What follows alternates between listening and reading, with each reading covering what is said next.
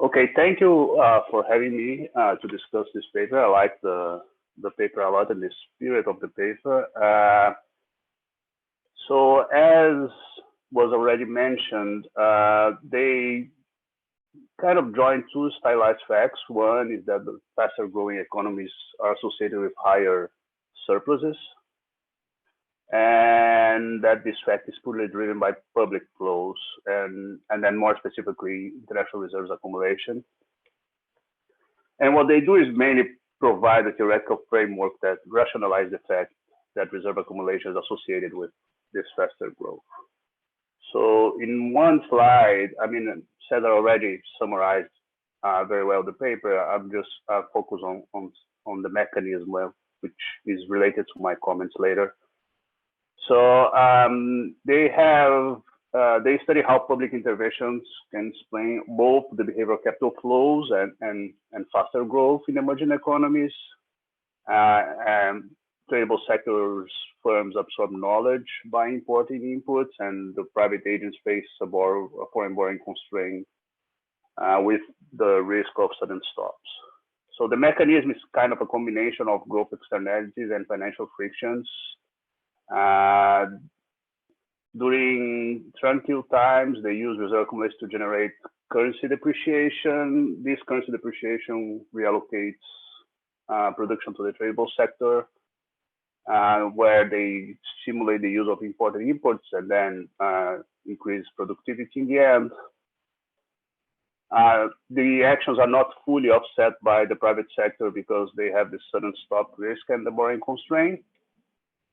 And then they also have some incentive to intervene during crisis due to these knowledge externalities in the tradable sector. They have two main results. I mean, they generate gross capital flows, I mean, in line with Bronner and co-authors and other papers that show this behavioral gross capital flows. And also something that was not mentioned, I mean, I guess in Luca's presentation, is that they also rationalize this negative relation between foreign aid and growth. So I mean, this figure Luca already showed, but it mainly shows that in the optimal policy, the probability of adding constraint is close to zero, and then you have more knowledge growth, you have a current account surplus, and GDP grows more. While if you have foreign aid, which is the second point, mainly what you see is that, I mean, you have a current account deficit, you have less knowledge growth, and then you have lower GDP in the end. So this is I mean, the mechanism through which the foreign aid actually reduces GDP and productivity. Okay, so these are main results. I have 4 comments. And one they mention in the conclusion, but I guess this should be more explored. And really, if the key mechanism is to have the exchange rate devaluation, it's not clear to me why we would use foreign exchange reserves accumulation instead of just capital controls. So I mean, as we saw that you have to pay some interest rate differential to carry these international reserves. So there is the cost of carrying international reserves, and then there is some empirical evidence that if you put some capital controls, you can induce depreciation or at least reduce the appreciation of the surges of capital flows.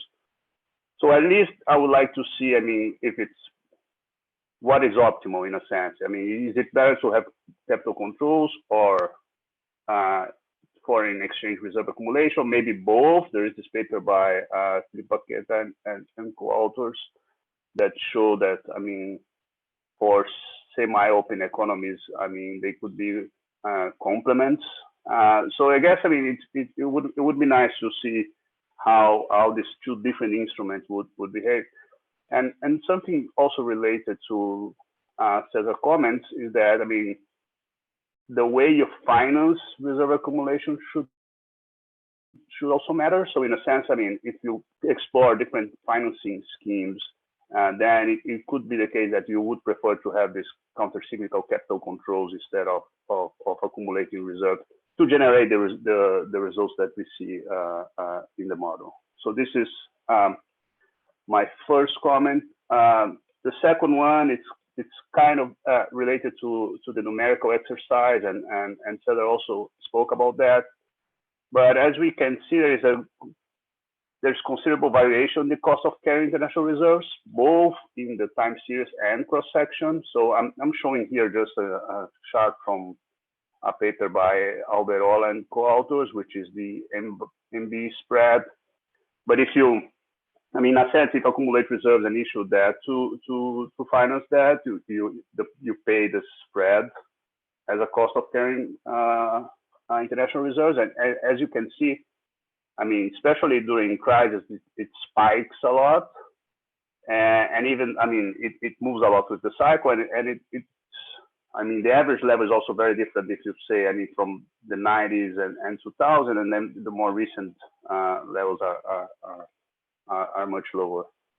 So it would be nice to see how sensitive are the results to the different level of spreads, and also if we would have a different optimal policy if we see this jump in spreads during crisis. So an easy way to do it, it would be just, I mean, they have the kappa, which is high and low depending on if you are in tranquil times or crisis. You could have the same with the cost of carrying reserves. You could have a low one during normal times, and then a high cost of carrying reserves during crisis.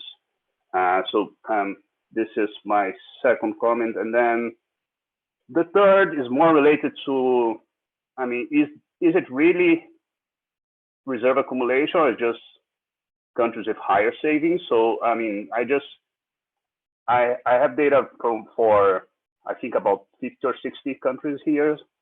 And I did more or less the same, I mean, exercise that they do in the motivation. And what you see is that, I mean, if you look at gross savings and GDP growth, there is this positive relation. And actually, if you look at international reserves and savings, you also see this positive relation. So in a sense, I mean, I'm not really convinced that the exchange rate undervaluation, let's put it this way, is what's generating GDP growth, and not really just, I mean, countries that save more, they can invest more, and then in a sense, I mean, going forward, you grow more.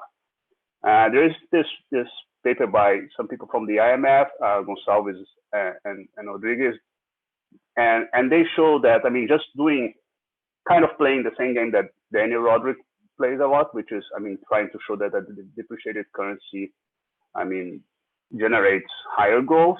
What they show is that if you do exactly the same exercise, but you control for the savings rate, then, I mean, you don't see any association between a depreciated currency and growth. So they claim that, I mean, it's really the savings rate that is dominating.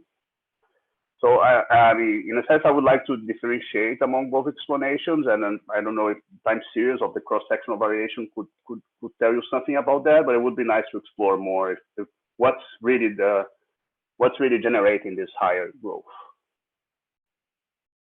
And then my last comment is related to the borrowing constraint. So I also showed this before, but as you can see, it's based on their stock of accumulated knowledge. It's kind of unusual because the stock of knowledge cannot be seized in the event of a default. So I don't know, I mean, how you can motivate this. And I see that, I mean, there is a footnote in the paper that says that the results are robust to including output. But anyway, I mean, they are going with this specification, and I think that's kind of unusual.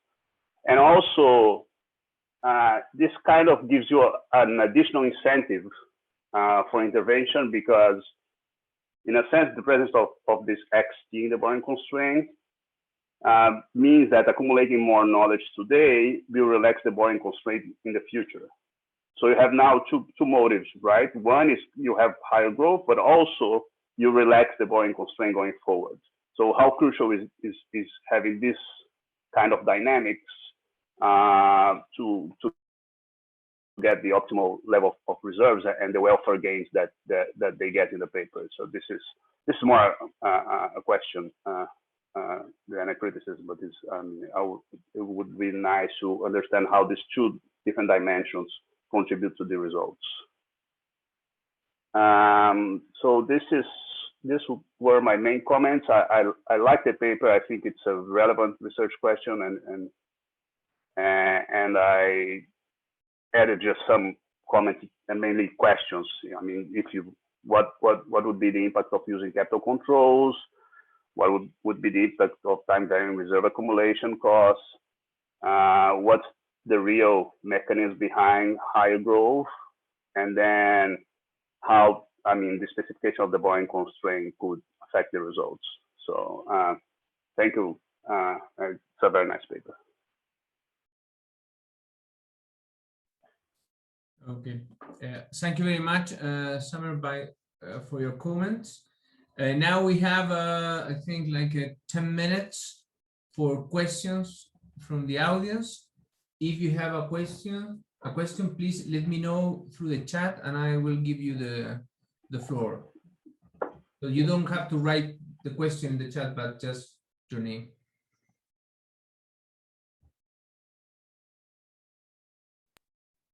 Alberto, can I ask a question?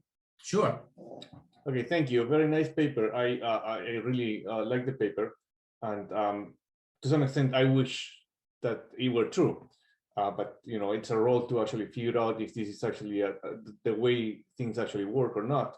And I was thinking about whether there is an alternative explanation that is related to what Summer said at the end, which has to do with commodities, right? I mean, there have been, in your sample, there has been a number of countries that have experienced a commodity boom.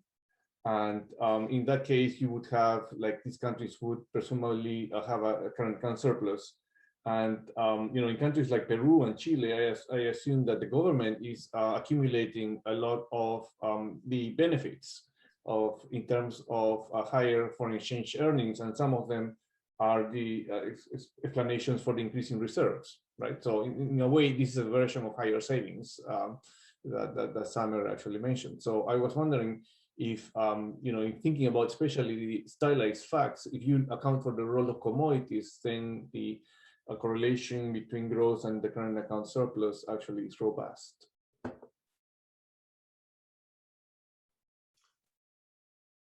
What are the rules? Shall I answer to the discussant as well, or it's not allowed?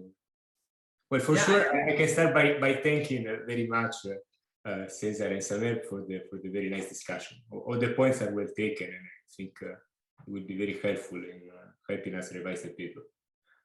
And Roberto, I agree. I mean, there is for sure in the data some reserve causation, the reverse causation, but it could be that if you have a positive shock, like, as you said, a positive terms of trade shock that leads to a current account surplus, the government might want to, profit from the time to accumulate reserves. And I agree with you. The data that we look at, which are also the one that are considered by Guirin-Chasse and Jean, are quite long run. They span 30 years, are 30 years averages. So I am not an expert in commodity cycles, but I guess that they should net out over such a long period. But honestly, we should look into that. So let me say one thing. If that was the explanation, what would happen is that periods of reserve accumulation should be associated with an appreciated exchange rate. That could be perhaps one way to discriminate. Because if you see that when the government accumulates reserves, the exchange rate is less underappreciated compared to average, perhaps that suggests that what is really going on is that the government is actively intervening. While if you see an appreciated exchange rate, perhaps the government is reacting to some other shock. But very interesting point. Can I step in if you can hear me? Can you hear me? Hello? Yes, we hear you. Okay, so thanks for your patience, and actually, Luca, thank you very much for substituting me, probably better than what I could have done. And I just want to follow up on a couple of issues that Samer and Cesar raised, and also many thanks for your discussion and for reading our paper. One thing that is common and we do agree, I think, is the need to do a more robust quantitative analysis, and also to include alternative way of financing the reserve accumulation. I think those are both important points that you raised along different dimensions. And I also like in particular the suggestion of Samer of trying to vary the cost of carry and see how that affects the results. One issue that you, Samer, raised that I also think is very interesting is related to why not capital controls. Here we're just focusing on reserve accumulation. I do agree that the capital controls work in a similar way. Actually, it would be also interesting to look as Philippe and his co-author do in their paper at the complementarity among these policies, also because capital control are a source of imperfect substitutability between those two assets. The other point that was raised is related to the specification of the borrowing constraint. We do that for a simplicity in the sense that the stock of knowledge is given time t, so that simplifies the analysis computationally and emphasizes the neatness of the result. You know, if you include output there, the logic that you described that is basically the same to the extent to which we put the output of tradable and that the size of the tradable sector is affected by the growth rate of the economy, then we would have the same mechanism or the same logic. The key difference is that output of tradable is going to be determined at time t, so that will complicate slightly the computational analysis, while the stock of knowledge is given at time t. So that's where the difference is. So that is what I wanted to add on your very interesting discussion. Thank you. And also thanks, Cesar, actually for the references, because I didn't know about those two papers of yours. So that would be very interesting, in particular the second one that you pointed out. Thank you, Gianluca. We still have 5 minutes or something like that to more questions, or if Luca, you want to add something, Gianluca? We have a little bit of time.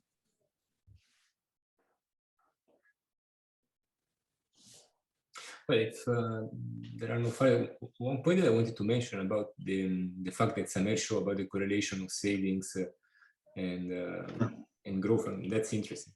The problem is a bit that here everything is endogenous, in the sense that the policy drives both the saving rate and the exchange rate. So it might be hard to disentangle the two effects. So it's not that easy, to separate, because the policy here of reserve accumulation depreciates the exchange rate is exactly by depressing private consumption. So you would expect this policy both to lead to a high saving rate and to a depreciated exchange rate.